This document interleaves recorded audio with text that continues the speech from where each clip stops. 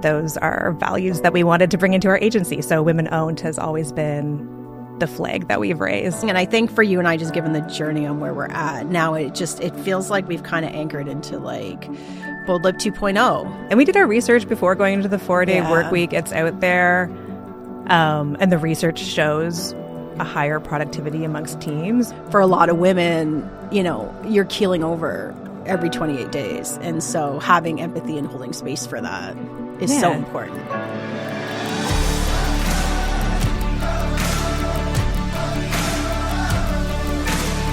Welcome back to the Living Richly podcast. Today we're talking about women-owned businesses and how women lead differently. And I'm super excited today because this is, I have a personal guest on the show today. I have my business partner with Bold Lip, Taralyn Carver, joining us. Hi. Welcome. Oh my God, I'm so excited that you're here. Thanks for having me. So we're going to unpack a lot today. Let's get into it. We're going to talk about Bold Lip and our journey, and it's been a journey. We're going to talk about how we set up the company, what that means for us as women. What does that mean for us as women business owners? What are the values that we hold? How have we built our business differently? So I'm excited to dive into all of that. We're going to talk a little bit too, because it's been a bit of a challenging year for you and I. Our third partner, Joe, left the business. And so we're going to talk through kind of what that journey's been like, because there's some wins I'd love to share with our listeners, but there's some maybe not to-dos in there too. Lots of ups and downs to get into. Lots of ups and downs. Let's get into then it. I want to also just tap on this year of the journey has really led us to a pretty awesome place. And in fact, in real time yesterday, so in podcast time, it's probably 2 months ago, we launched our new website. Yes. And we're really niching into women's health. And we're going to talk about what that means for us and why it's so tied to how we lead the business. And for those of you who are new to the podcast, Wendy and I do a series called Real Women, Real Talk, where we talk a lot about women's health. So I'm excited because it's like all my worlds are kind of coming together today. So yay. Yeah, I'm excited to unpack. I love the word unpack. I only use it when we're on the podcast. It's time to unpack. I don't know why, so we're going to unpack. It's Therapy is in therapy, always. Okay, let me kick it off with, what do you think most people miss when they hear woman-owned agency? What aren't they hearing? Yeah. Women-owned agency. So it's a title that we've owned since day one, proudly. And I think for us, it's always indicated more than the fact that we are lady women and really about how we want to operate our business. And I think women do that often with empathy and care. Mm-hmm. And those are values that we wanted to bring into our agency. So women-owned has always been the flag that we've raised. Agreed. 1,000%. What do you think? What do you think it means for our company, and how has it maybe changed since day one? I think for me at the beginning, it was it's funny. I think women-owned felt like a label. It's kind of like we're in healthcare and education and we're women-owned. And now I feel like it's our culture. It's like we embody what that means. And it's really about being values-led. And it really means about building a culture and a company that we're really aligned with from a values perspective. So, totally. And it's, we say women-led, but is it really the fact that we're women? That's part of it. But it's also just really the way we've set up the company and what matters to us. Yeah. And I think it attracts those, so clients or our team, that want to work in that kind of environment or have that kind of partner. Yeah, and I think traditionally our industry, probably share what we do. Bold Lip is a branding agency, and so our industry is typically very male dominated, and so we worked in an industry that is it's different. It holds different values. It has a reputation. I would say it's shifting, but it has a traditional reputation of very long hours, not being treated kindly, being chewed out by clients, quite frankly. So there's a space that I think for both of us is I want the polar opposite of that. We want to build something that feels kinder and more empathetic. Yeah, I think it's an absolute response to the industry that we were both brought up in. And I can think, even as a woman, the several times I was, maybe on the outside, I think of being pregnant and taken off of accounts, and it's just like such a unique experience for women that, again, like I think that we want to create a safe space, a warm space, a space that offers empathy. If you need a day off every 28 days because your cycle's hit, like we got you.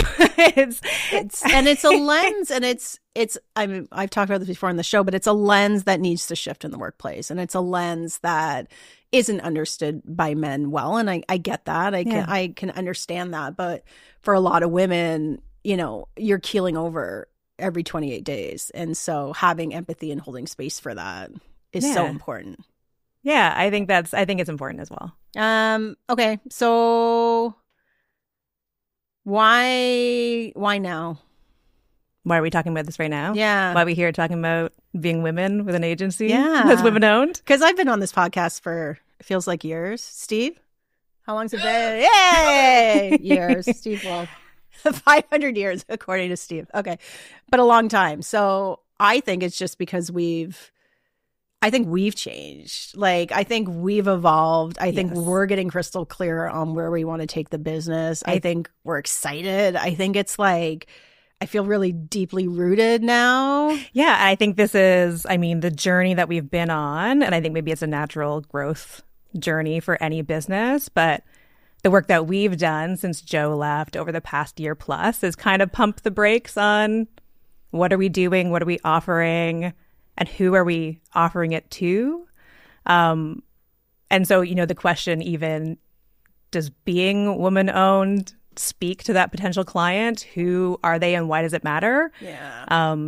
So, getting really crystal clear on all of that and being able to answer, being woman-owned really matters to the kind of client we want to attract.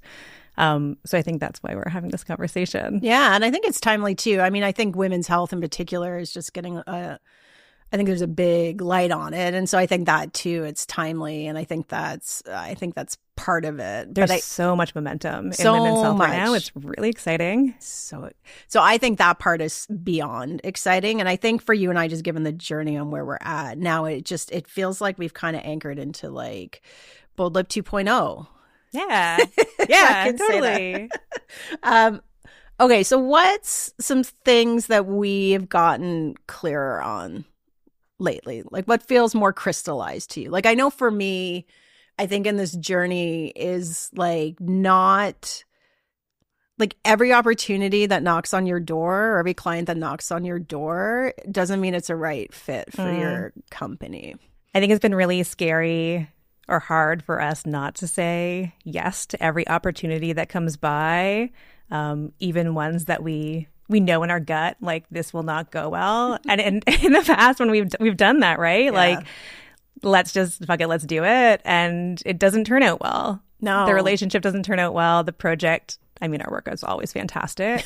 1,000%. Maybe not always profitable, but like, it doesn't always end up being the right choice. And so learning, again, like being clear on who the right client for us is, what the right project is it in our wheelhouse? Again, we've taken on projects that are like a little outside our wheelhouse, and for why. So we want to kind of, I think, protect the time to do the right project for the right client, and instead of taking on additional random projects because we're scared of saying no, using that time to really grow our business and our team, our skill set, our portfolio. Like, I totally agree. And I think one thing we're getting better on is, like, to your point, like we kind of know, like, our guts telling us, don't take this project, it's going to go off the rails, there's all these red flags, and we're ignoring them. I think also it's finding the clients that are aligned with our values, and I think that's been the biggest shift this year, which is finding those partners as well as clients, but like wanting to, from a values perspective, be aligned. And I'm not sitting here saying we turn down all business. Like, we're not in a position to turn down all business. Yes. Yet. But I will say, like, the more we hold true to that, the more it makes room for the business and the people that we want to work with. I think we've been really lucky and really grateful for this past year for the clients we have held. Yeah. They've all been just kind and intelligent and really easy to work with. Yeah. And really fun projects. And I think that has actually helped us also realize, like, and a lot of them are in a healthcare industry. A lot of them are servicing women-centered healthcare. And I think that also just helped us kind of hone in on, this is where we want to be. These projects are exciting. The people running these projects are really awesome. Yeah, and I Let's see think more of that. I think we have a team right now that we have a strong team right now. I just think we work with a group of kick-ass women every single day, and on our team, like our yes, team? our team rocks. Yeah. And there's something, you know, I will throw this out. We have a team of all women. It doesn't mean we don't hire men, but today our team is women, and there's something really lovely about having a team of women who are fierce, who do incredible work, but who are also so aligned with the way we work. Totally. Yeah. And and we work in a pretty particular way, right? We're fully remote. Fully remote. Not easy to build culture, fully remote. Not easy to build culture, but I think it suits our team. It suits the people on our team. 1,000. Well, I hope so. I hope it suits our team. Okay, what's one business belief, I want to talk about this, that we used to kind of buy into that maybe we don't buy into anymore? I mean, there's several. Probably 1,000. There is one. I think the idea of being always on, and I know you and me both still maybe struggle with this, but overperformers, overperformers. Yeah. But so creating those boundaries, and knowing that, again, when we have the right fit clients and clients who are empathetic and kind and understanding, they're not expecting a 30-minute turnaround on an email or a project. So being reasonable, you know, being always on just doesn't always mean respect, you know, it's totally. I think, and I feel that deep in my heart, but I also think for me, it's tied to that is like, I have this association of being busy meant being successful. Yeah, that too. And I think somehow now what I've realized is like true success is not necessarily like, it's having those slow days where you can think on something for more than half an, like, you know what I mean? Like, I don't need to be burning the midnight oil to be like, oh, my business is a success. Like, it's a polar opposite now. I think if we have better work-life balance, we do work a 4-day work week, but like knowing that I have time to spend with my family, my kids, my friends, but also have this beautiful, amazing business. I just see success so different than I used to. Well, even the 4-day work week, when we introduced it, I had such a fear of, being off. Are we going to produce as much? Am I going to be seen as lazy? Are we not available for our client in the right way? And it's, there is such a fear, you're right, as being an overperformer and a pleaser, like a yes person. People pleaser. Where it's, how do we set those boundaries so that, the more rested I am, the better work I can produce. And we see that. We see that across the board with our staff. Yeah. Across the board. Okay, values. I want to talk about our values. So we talk a lot about being ruthlessly empathetic. Probably one of our, not probably, is our top value. We talk about kindness. And so where does that show up for us in the business? Ruthless empathy came around before I get into how it shows up. But again, like the spin on women owned, like what does that really mean? Why is that a value? And so just coming back to that, we had worked with a coach specifically because we're like, this is a differentiator. We're women. She's like, that's not really a differentiator. What does that really mean? And so that's where we landed on a ruthless amount of empathy. I think we want to bring, like we mentioned, we come from, you know, a traditional advertising background. And so kind of wanting to be more empathetic, kind, transparent, patient, a little fun. Lots of fun. So how would you say that shows up in the way that we operate? It shows up every day. I think it shows up with how we speak to each other. I think it shows up to how we show up at stand-up. I think it's how we speak with our clients. Like, I think, you know, I always see us as an extension of our clients' teams. And that's because we really listen to their needs. And I think we serve our clients differently than other spaces or other agencies that I've worked for. I think not everything is about bottom line. Not everything is always about money. There's also something about the connection and knowing that you're helping your client get somewhere. And we're still running a business. We need to be profitable. There's a fine line there. But I think because of the way we operate with our clients, we create these long-term relationships. And we've seen that time and time again where old clients resurface with new work or they've moved somewhere else. And that's a testament to how we've built those relationships. Yeah, 1000%. On the flip of that, though, I want to jump into where it's been hardest for us to hold true to our values. So I know for me, on the client side, just because we're talking about it, I think the hardest time I've had is when a client questions our values. When and true story, when a client came at us for our 4-day work week and said we didn't disclose it when we had disclosed it, and didn't have an issue with it until kind of 9 months later.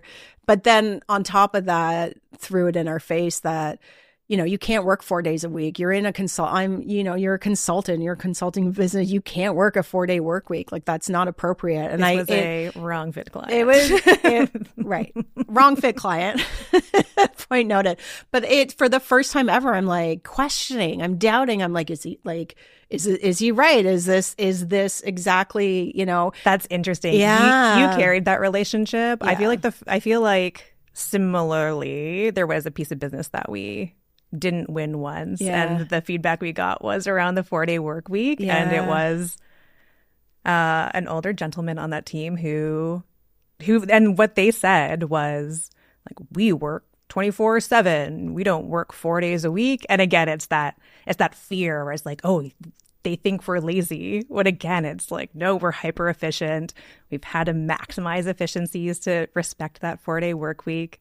Yeah, well, let's unpack it a little bit, because here are the benefits of the 4-day work week, and we can talk about how we've set it up, because I think a lot of people have that same attitude of, must be nice to work 4 days. Like, great, but we work really hard to be able to have that. Yeah, we do. Yeah, real hard. And I will be very transparent. You and I often work Fridays, but that is a choice. Yeah, it's a choice, I would say. And there's seasons of it. There are seasons of it for sure. And it's back to the choice, or working evenings or being available. Like, those are all choices. 9 to 5, Monday to Thursday is when we're committed to be on. Yeah. We've created, again, like efficiencies during that time so that we are absolutely 100% productive.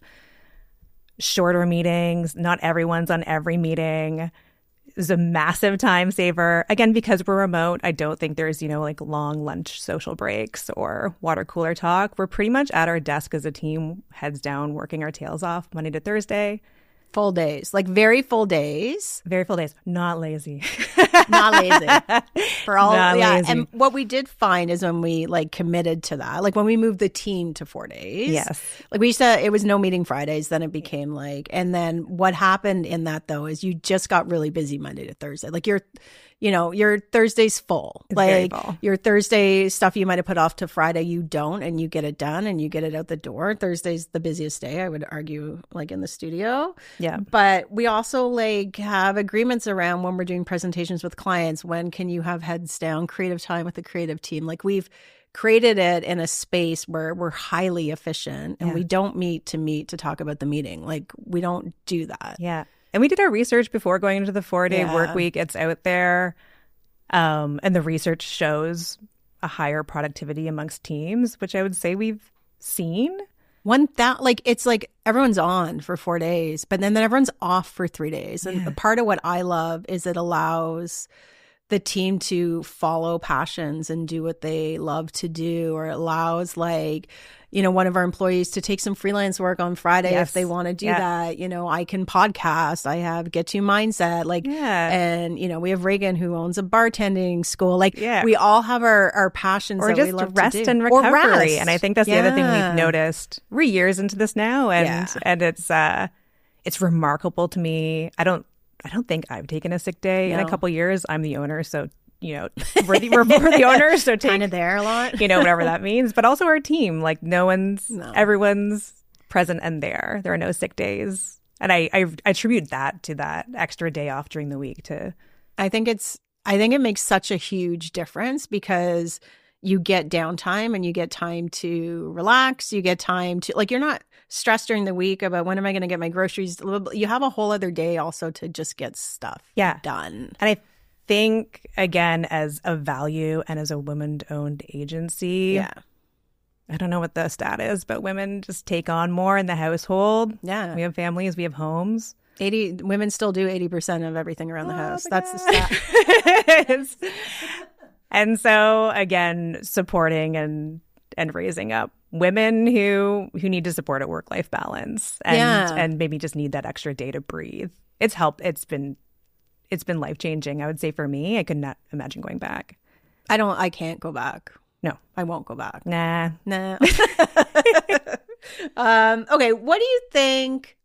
We're talking about, like, in a way, it feels like a very empathetic, kind, loving environment, but some people, I think, see it as soft. So what's something we do you think that looks soft from the outside, but that it takes, like, that discipline to actually make it happen? Like, it might seem soft. Yeah, so again, I think the 4-day work week might seem soft. We've kind of just gone over that, where it's like, no, it's actually really thought out and requires quite a bit of discipline and boundary setting. Empathy might come off as looking soft, where again, I think it actually just holds a lot of standard. We hold ourselves to a higher standard, our work to a very high standard. High standard. And we do our best to bring our clients to that standard with us. Yeah, I think the empathy and listening, like truly listening, are probably what people consider soft skills that take a huge amount of discipline, and they take a huge amount of investment of time and commitment to your clients, to your people, to, like, it's not something that it's very intentional for us in the business. It's very intentional that there's kindness and respect, and we call it out when it's not there. It's intentional, and it takes a lot of time and work and effort as well, I would say. Yeah. And I think, maybe even just building a proposal or pitching a client, right? Yeah. It's like we do a lot of work to really customize those pieces and understand the project. Yeah. And I would argue that we always try to bring a bit of I think we've evolved into this, but like a personal perspective to when we're submitting proposals or when we're bidding on work, which is tying it into our own experiences. And I think we're doing that more and more just because we are leaning in to women's health. Yeah, which is really, it's exciting when you do have that personal connection to a project or a client and their work. I think that bringing that authentic perspective, it helps our creative process in connecting with the brand and the audience and the end user. Totally. Okay, so we're talking women's health. Let's just go there. Why now? like what got us here today to really be like, we're all in? Because like for some background for our listeners, like you and I have spent this past year really shaping the business, and we've had so many conversations, and I felt like we were like in like a funnel, and we just kept getting closer and closer. Yeah, and closer. Which like we knew we had to do, right? Yeah. I mean, we started this business.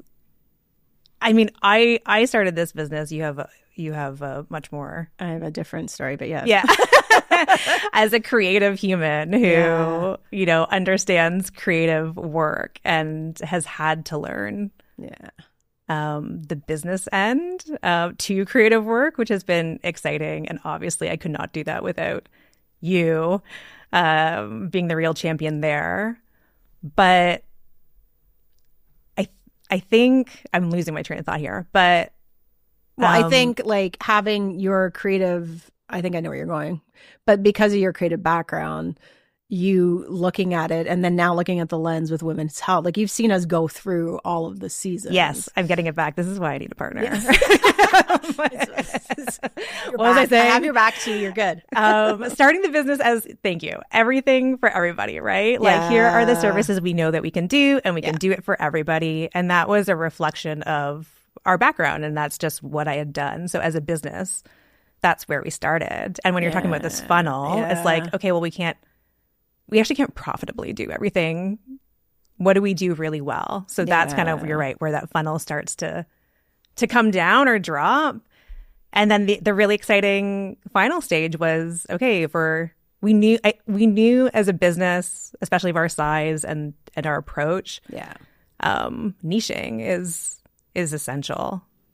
It's essential. And like, the process to get to our niche was like a process. And it took us, like, we were everything top of funnel, everything to everybody, doing everything, meaning like branding, campaigns, websites, marketing materials. And we still do a lot of that, but we've really just gotten super focused as an agency on who we want to serve and where do we shine. And we know, like, building brands is like our sweet spot and what we love doing, but it's bigger than just building brands. It's then, okay, what's likely your biggest, like, front facing of your brand is your website. So that kind of always naturally flowed. And then it's like, what do you need to launch your brand now? It's that brand roller. What are all the assets you need? You know, sales sheets and PowerPoint presentations and these services are the ones that we have, like, a strong internal process for. We were able to therefore make profitable. Our team loved doing. Our work is really solid. Yeah.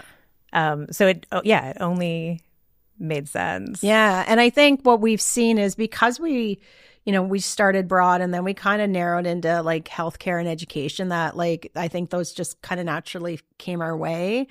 And then as we started to work with a lot of healthcare organizations for women, I think, I won't speak for you, but I know for me personally, I was just like, oh, this feels so aligned to where I'm at. I know I've talked about it extensively on this show, but my, like, menopausal journey has been like torture. Just like, and as you know, this generation of women, we're smart women and we're demanding answers. Like, why is there not more information out there? Why is there no research? Why is there no? So I know for me personally, I get worked up in a good way, where I'm like, I'm demanding more. I want to do more. I want to support these organizations that are doing amazing work. It's always really exciting, again, in advertising marketing, when you get to work on any client that offers true meaning and impact, or you call them mission driven, right? Yeah. So that work is always really exciting to get a hold of. And then with the women's angle, I've been reflecting on this lately too, where, I mean, I started my career 20 plus years ago. Do the math. And I didn't get my first brief that was where the demographic was a woman until 6 years ago, I believe. And it wasn't a product that was designed for women. It was like a beverage they decided they wanted to market to women. And I was so excited. It was just a moment where I'm like, we're here. We're here, ladies. We've got our beverage. A year later, that kind of devolved into like, no, this beverage is for everybody. But it just took so long. And I think where we're at now is, this healthcare experience that's really meaningful and exciting. And then, this momentum behind women's healthcare and women's stories, that's also really exciting. Yeah, there's like the timing of it all. And we know it's like I'm not going to get the numbers, but it's $1 trillion industry. It's massive. And it's booming. And what we're seeing from like our lens of what we do from the branding perspective, that it's a bit unknown a little bit. It's kind of untested to know how these brands and what women are demanding and expecting. Like, we know they're demanding, like, they want proof. Like, proof points are part of your brand now, or need to be part of your brand in women's health. Yeah. Women's health is at an interesting intersection of, I mean, women's health, I want to say, like, up until recently, we wouldn't have open conversations about menopause, which I think is part of your journey, right? Is and I've said on this podcast, I said all the time, openly bleeding, and it drives everyone nuts. But like, we don't talk about, like, we bleed. Like let's not cover it up. And that's it. It's like, as ladies with vaginas, we experience regular discomfort and sometimes pain. And God, like, worked with people who've had quiet miscarriages at work, you know, and have to ask for time off. We're so overdue for just open conversation and healthcare solutions that are facilitating the conversation, opening it up, and offering, again, just solutions to help. Yeah, and I think you talked about this. We were talking yesterday, just around like the blue liquid for like a pad. Yeah, it's the best example. It's like the easiest example, right? It's like this white table with the white pad and weird blue liquid to express what? Like, it's just been so hush hush. So there's a momentum. Yeah, there's a conversation happening. I think within women's healthcare, we're coming from, again, because it hasn't been open, honest conversation. It's been really clinical sounding, medically speaking, available through your doctor only. And now we're kind of moving into a space I'm seeing with women's healthcare that it's kind of bringing in that human storytelling component. And it has to do both. It has to connect with your audience and feel personable and credible and trustworthy, but also, you're right, provide the data that I need to understand that this is an evidence-informed product or service. Yeah, and it has to feel real, and there has to be that trust there, because without that we all know it's like branding 101, but if they don't trust your brand, they're not buying from you. And especially in healthcare, that's massive. It's number one. And we see brands get it wrong all the time, where we're oversold to in very like weight loss and skincare and like all of that. Then when it comes to like, you know, those, you can consider those part of your overall health, but the like true healthcare issues, we need the trust, because we have been sold so much TikTok bullshit. Yeah. Like we see it all, and there's like, who do you trust and where do you go? And so, you know, building a brand that has credibility and is trustworthy, that's really the future for brands in women's health. Yeah. And that's an interesting layer too, is maybe that skepticism that we have, having been just being sold solutions to left, right, and center from wellness and beauty industry. Well, and what I was reading too, it's just is in like a good example is like two people who suffer from thyroid cancer, and where thyroid issues show up for women is their symptoms are different than it is for men. But what's been researched is men. And so if you ask men and women after their treatment who feels like they got good care, men are like at like almost 80% and women are like at 60 something. And it's like, because we treat what has been known as the standard. It's like light switch height for years was based off an average male height. And I'm like, oh, I know. So it's so depressing. It is, but it's not, I think what I was trying to get at is it's not just women owned health issues. It's also women in the health system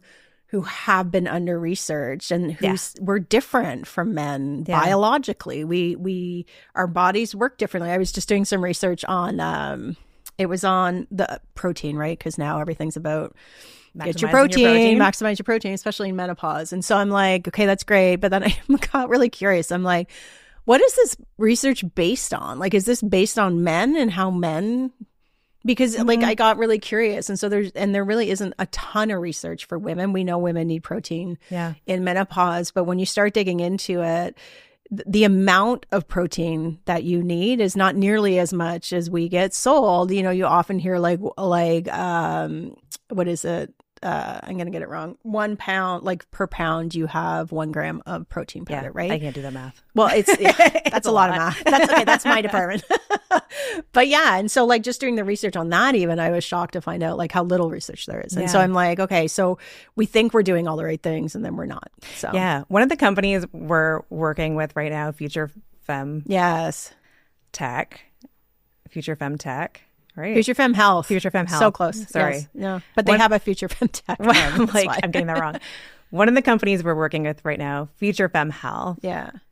Her whole thing is spotlighting technology focused on women's health, spotlighting, and just journalistic work. And her way at it, I thought was interesting, where it's in order for women's health to kind of catch up and be researched, it has to be largely done by tech agencies, big funded tech companies and organizations. Interesting. And so this is kind of her backdoor mission, is like, if we elevate these organizations and get them funded, focused on women's healthcare, then they will be the ones to do the research so we can catch up. Interesting. It won't be government. Government. And it's really interesting. That's fascinating. A little sad all at the same time, though, to be honest. But if that's a way forward, that's a way forward, and I'm all for it. Yeah. Okay, I'm going to switch gears a little bit. So what brought us to women's health was really the journey we've had the last year where Joe left. So for context, for our listeners, you and Joe founded Bold Lip. And then a couple years later, I joined as a third partner. And then a couple years in, Joe left. Mm-hmm. And for us, that kind of like, well, it just challenged everything we knew in the business. Pretty much. I mean, Joe was an essential part of Bold Lip, and founding it and setting our values and kicking off our 4-day work week. Like, she's deeply embedded in the company, and she stepped away pretty suddenly. Yeah. So, I mean, it was a lot to kind of... It was a lot. Get our head and for context, like the way we worked is like you're like chief creative, so you're on the design side, and Joe was strategy and copy, but also did a lot of like admin, kind of like CEO, finance, that kind of stuff. And then I came in, I was really client facing when I started, and then so that triangle worked really well. And so when we lost our triangle, we became a line. And that line, we had no idea what we were doing. And because so much of our work and our clients, there was a strategy and copywriting component to it. And so we were like, how are we going to do this without like that arm of the business? And so we really had to think through, is there an angle for us without it? Like, does that even exist? Are we going to go into design only? Are we going to are we going to hire copywriters and strategists on the side as freelancers? Like, it was an identity crisis. I also remember our response was to all hands on deck everything. And I really clearly remember us both being in the finances. Like, everything just felt unstable and rocky and insecure. Well, and I'll never forget, like Joe announced, and I'm like, I'm going to Costa Rica for 2 weeks. Yeah. But I had booked my trip, and I'm like, see ya. And then I left you. But like Joe was there for like another few days when I got back. But it all happened so quickly that I think there was whiplash. And I think like... Whiplash, yeah, definitely. Yeah. And we're just like, oh my God, what? Like, because Joe managed the finances, it was like, how do we transfer everything over? Where are we really at? Getting lay of the land. And it took us months to really... But I remember us both managing everything. Yeah, I think out of just a fear response. And I remember the day I was like in our money spreadsheet every day, and you were like, I can do money spreadsheet. I can't do creative work or whatever else you're doing. Yeah. Like, we need to divide and conquer here. We need to like let go a little bit. Yeah, and I think that's great advice for anyone who's listening is like, just get really clear on who's doing what now. Yeah. And we had to take someone's role and divide it and figure out where that sits. And like, we called it for a long time the Joe Gap, because we'd be doing something and we're like, this is the Joe Gap. What do we do? But it helped us. We called it, we named it, we could figure it out. Yeah. I think we got lucky a little bit with timing. ChatGPT had just come out. It was very lucky. And it was very new. And so the copywriting side has never really been a challenge for us. We haven't taken pure copywriting jobs, and we don't pretend to be copywriters, but where there's a copy like nuance, or where we would have relied on, I think, Joe for like proposal writing, and like that is something you and I could fill now. AI has definitely facilitated a big part. I mean, even just writing presentation decks, right? Internal documents. It's been a lift where we had a paid resource, so that's been well supported. AI also helped. I mean, it did not replace Joe. Nothing could replace Joe. What I didn't realize I'd partnered with Joe for over a decade creatively before we opened the studio was how much she was my executive functioning. You're now my executive. You've taken that over from me. But how much she kept things in order for me or found solutions before I even sensed there was a problem myself. And it was something I didn't recognize or appreciate when she was around. So, I mean, again, AI has not replaced that, but I do have my little Joe bot that, like, I've got a lot going on. Help me prioritize, please.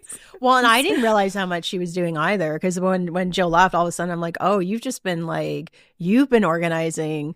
Like, you've been playing a lot of hats in the business. She really did play like a whole lot of hats. And I was like, okay. Yeah. I wonder, do you think that's a part of being, I mean, is it a part of being really good at what we do or a part of being remote where it's, I don't know that we appreciate fully how much each of us take on. Sometimes things just happen or land. Yeah. We landed a giant piece of business this week that I was like, I didn't do anything. Where did this come from? All of a sudden you're like, this is fantastic. You know? Is that part of being remote? Probably. I think, like, because we don't talk, we're not sitting like this. Like, when we get together, which we do, but like maybe once a month we sit together for a day and work together and plan and do all the stuff. But I think because we don't, there's no water cooler talk. There's no like over the desk talk. There's no like, oh, hey, this just came in, or hey, so-and-so talked to so-and-so. Hearing you on the phone, overhearing No, you. it's just like, hey, you got a minute? And because we're like respectful of each other's time, I'm not like, hey, can you get on a call? It's just be like, I'll talk to you tomorrow at our meeting, or like. Yeah. And then also a lot of trust, I think. Like, I know that things are getting done. I trust that it's happening. Big time. Okay, one thing I want to talk about is when Joe left. What do you think, I want to say this right, what do you think showed up for us? Like, what changed for you and I and how we worked, and what's some of the pros that we saw together? Like, I know for me, I can say honestly, like, our ability to have like really hard conversations to me is like, I think we've grown closer. Obviously there's only two of us, so that's been an amazing journey.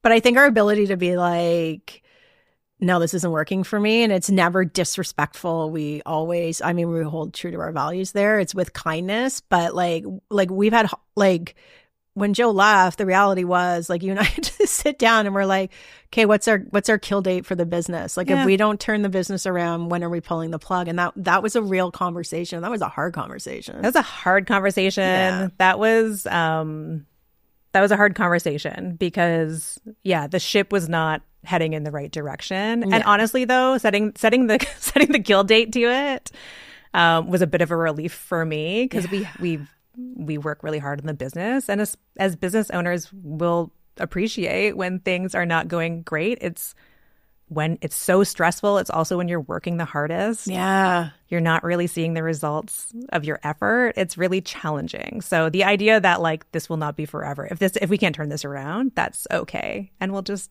start another bold we will, but that would have been it. I think one thing that is like helpful for people listening is, one thing I will say we did really well was, it was day by day, literally survival. And we weren't looking 8 months down the road. It was, we put a lot of things on pause. Like, we paused our socials, our newsletter, like anything that really wasn't like hardcore gonna bring in revenue, we paused on. Yeah. And that day to day. What did Eric call it? We did some coaching with he Eric. called it wartime. Wartime. So it was literally like day to day. And it was like it was just like, we couldn't look so far in the future. And so we didn't have to do the big, like, there was no like bold lip planning 2026. Like, we couldn't even think past tomorrow. And there were days where the stress of today was like enough to like. It was a lot. It was a lot to bring that kill date closer. It was it obviously helped our relationship. Yeah. It was the three of us, and then we kind of had to learn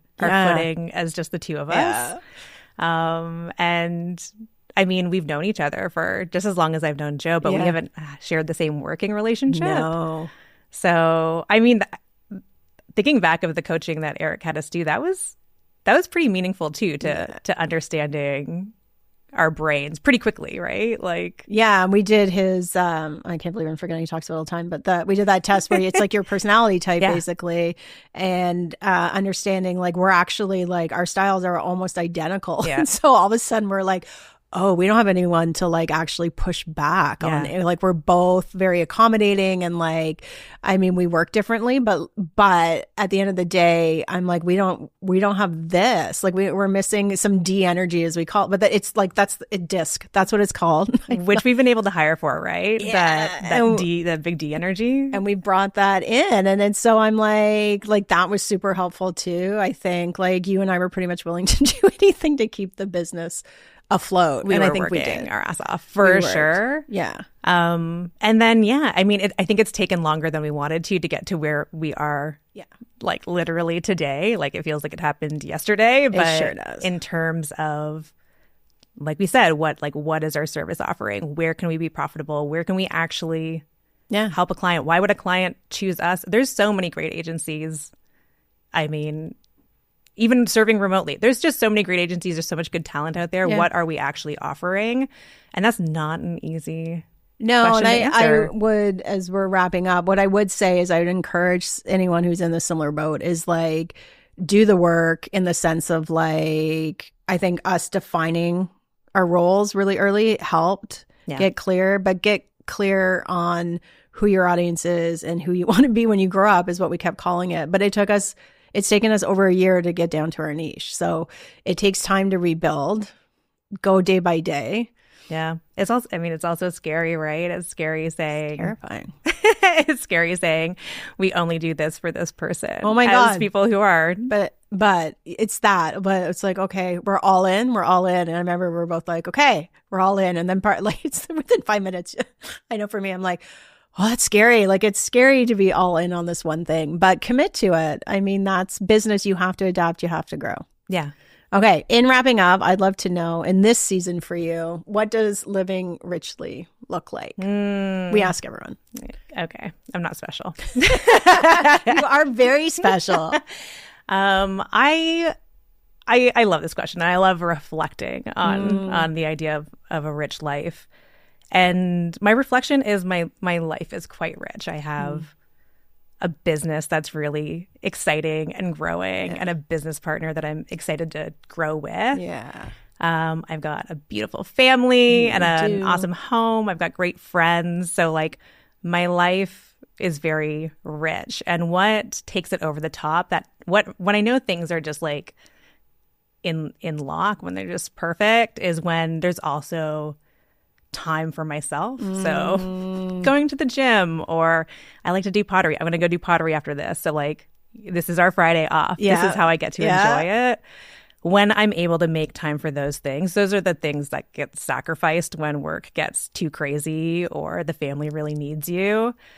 So when there's time to honor those things that keep me regulated, that's my richest self. I love that. I will share. I don't think I've shared what living richly means to me in a long time on the show. Share with me. But it's very similar, just being in a position. There's something about, like, I wouldn't change running a business for anything because of the flexibility, and maybe because I'm a bit of a control freak, and total control freak. I'm a total control freak. And I like knowing that I can pop out at 2 and go drive my daughter to the beach because she needs to go to the beach. But like that flexibility to me is so important. But being like, especially now that we're leaning into women's health in this season, I don't think I felt more aligned between like my personal values, what we're doing with Bold Lip, which is super exciting. You know, Eric and I just bought a new house, and so we're moving into that. I have great friendships, my family, like just feeling that, you know, rich in all of the senses of like all the areas of my life are feeling really fulfilled right now and aligned to my values. And that has always been number one. Yay. It's yay. Look at us. Okay. Well, thank you. I'm so glad we did this. I'm so glad we finally had you on. We probably could talk for hours. I could go on. I know. Thank you to you as well for tuning in to this episode. If you enjoyed it, please like, share, or subscribe. You can also visit us at livingrichley.me, where you can find out more about this episode and all our other episodes. You can also sign up for our Facebook Nation page, where you can connect with like-minded folks who are looking to live a rich and full life. And if you have a brand in need, be sure to check out boldlip.ca, and Taralyn and I will be more than happy to help you out. And a huge shout out to Rhapsody Strategies, our sponsor for today's episode. If you're building a business and you're ready to take it to the next level, be sure to check out Rhapsody Strategies. Thanks again for joining us. And until next time, get out there and continue living your best life.